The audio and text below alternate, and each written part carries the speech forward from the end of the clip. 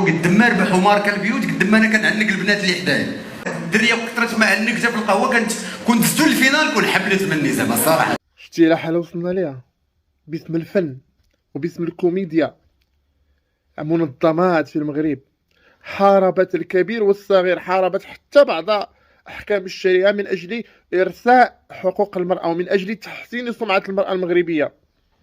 ويأتي واحد ممن رفعتموه في الفن زعموا ليخرق في صفور أمام مناصب وأمام شخصيات بارزة بل أمام وزراء حقوق المرأة وينتهكها انتهاكا قبيحا شنيعا على مرأى ومسمع من الناس.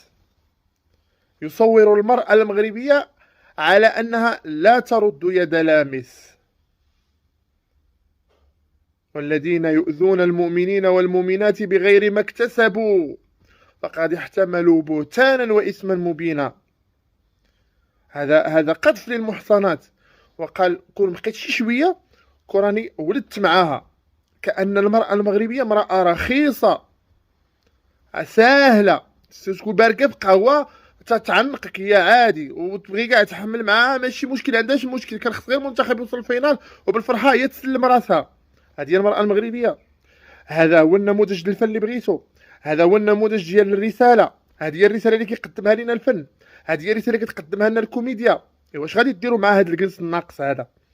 اش غادي ديروا معاه؟ يصور المرأة المغربية على انها سلعة رخيصة. ايوا هضر نتايا مع الناس اللي برا، وهضر نتايا مع الاعداء، وهضر نتا مع اللي كيسبونا ليل ونهار ويسبونا بخوتنا وخواتاتنا وعيالاتنا ونسائنا.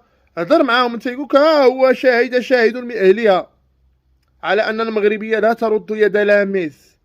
ايوا في قولوا المرأة المغربية امرأة حرة، امرأة شريفة، والمرأة المغربية راها اختك وراها امك.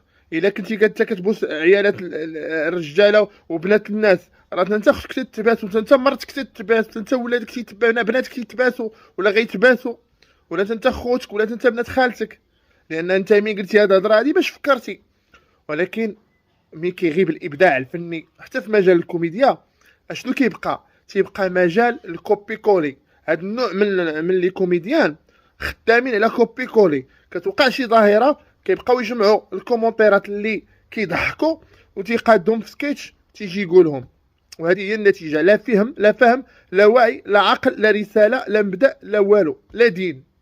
لو كان عنده الدين هذا من قال في مسلم ما ليس منه سقاه الله ردغة الخبال، وردغة الخبال هي عصارة أهل النار. مع من غادي تهضر؟ مرأة مغربية بزاف عليك وعلى أمثالك.